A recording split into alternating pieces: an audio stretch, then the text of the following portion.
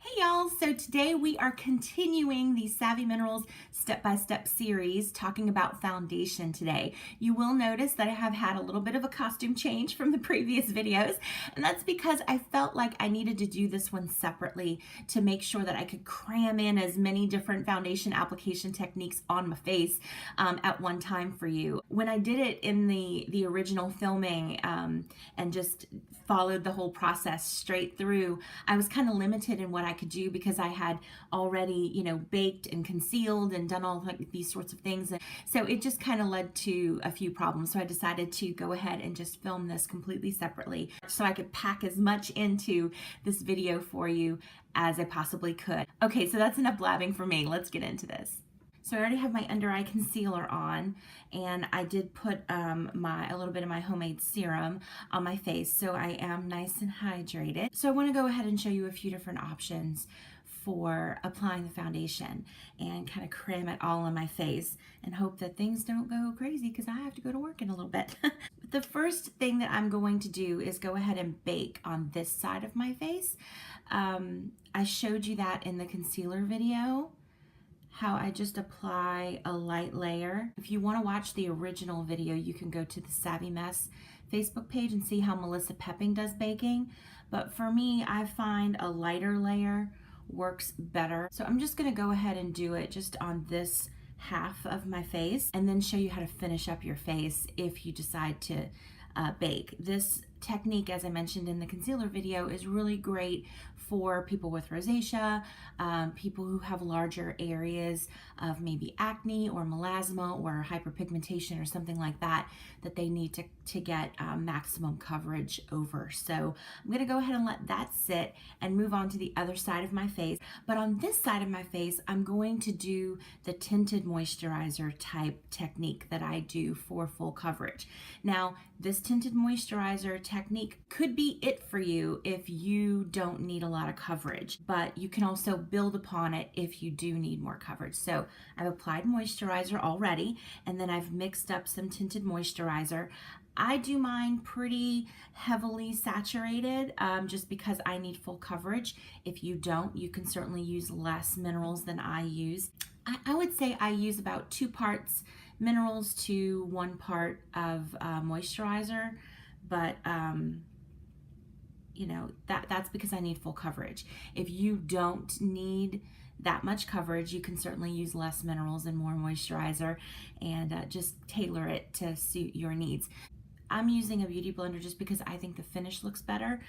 You could definitely use your fingers and accomplish that. And I'm just going to lightly bounce it over this half of my face. I'm not going for full coverage with this step. I'm really just trying to knock back some of the redness and get, a good level of hydration on the face to build coverage with some of the minerals, which I have here in the jar lid. And I have my foundation brush, my misting spray, and I'm just going to go ahead and spray my brush a couple of times. 3 times, dip into the minerals here, and then I tap off into the jar. And then to areas where I need to build coverage, I stipple first, as you can see right there, and then smooth. Stipple and smooth. Now again, if you don't need full coverage, you could definitely just leave it at the moisturizer step. Or you could skip that, do your moisturizer, and then go in with the minerals like I'm applying them right now. I like to use both of them because I need full coverage, but if you don't need full coverage, pick whichever one works best for you. The tinted moisturizer is really easy. For ladies who are used to just like slapping on a BB cream and running out the door, that definitely is the closest that definitely gets you a little closer to the ease of application of that. Okay, so I'm pretty happy with that. My preference is not mask face, I like my skin to still look like skin. So my coverage is probably around like 90%. I can still see a tiny bit of redness here. I still see some freckles and things like that. I'm totally fine with that because I want my skin to look like skin. If you don't, then you can definitely go in with another layer. The wonderful thing about this foundation is that it is very, very buildable. And so you can do 2 or 3 layers of this and it still not look cakey. So that's really nice. It is possible to overdo it, but I'm just saying it is very buildable. If you do like the kind of Instagram full coverage look, I would recommend baking a layer first and then going over with the minerals. I think that would get you closer to that look. Okay, so this half of my face is done, y'all.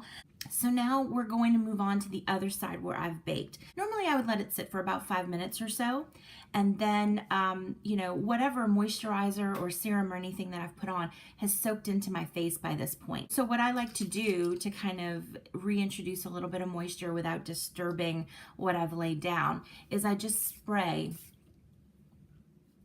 my face with some of the misting spray, and then I take my brush, and for the area where I have already baked, I only spray my brush one time. Too much moisture will disrupt what you've laid down and it'll start to get patchy. So again, here, I'm going to lightly stipple over the area and then smooth it out. Now, moving into the areas where I did not bake, I'm gonna spray my brush the normal amount 2 or 3 times.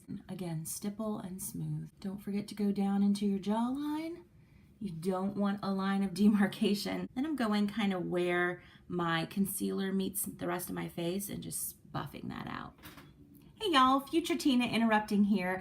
As I went through my day, I kind of thought that it might be helpful for you to sort of have a list matching applications to coverage needs. So here we go. If you need sheer to light coverage and you would like to do the tinted moisturizer, I would say just do like a pump of moisturizer and a tap or 2 of the minerals, and that will get you sheer to light coverage. If you want to apply it with the brush, you don't need to worry so much about a hydrating base or the misting spray because you don't need to build a whole lot of coverage. So you could even just go in with them dry and apply them that way and get that sheer to light coverage. If you want light to medium coverage, I would say either do a good hydrating base and then go into the minerals with your brush, or use the misting spray with your brush to go ahead and build that light to medium coverage. If you were doing tinted moisturizer, add an additional tap or so of the minerals to get a bit more pigmentation into that blend for you. If you need medium to full, you're gonna wanna do the hydrating base and introduce moisture into the minerals via the misting spray. Those 2 things will definitely help you get the medium to full coverage that you're looking for. If you're looking for tinted moisturizer, you're going to want to do about a 50-50 ratio minerals to moisturizer. You can also do my 2-step method where you apply a tinted moisturizer and then build the coverage with the misting spray and a brush. If you need like super maximum full coverage, I would incorporate baking into that process. Whether you're doing tinted moisturizer or applying it with the misting spray and a brush, I would bake.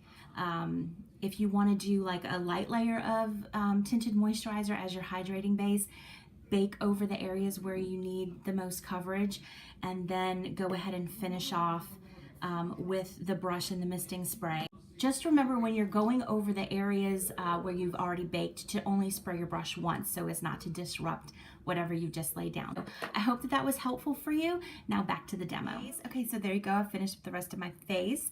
One of the things that I really love to do after I've done all of my makeup is give myself another spray of the misting spray. I just love the way it smells. Of course, in the previous videos, I showed you how to prep your skin and how to conceal. And then building upon that, I showed you how to apply a tinted moisturizer.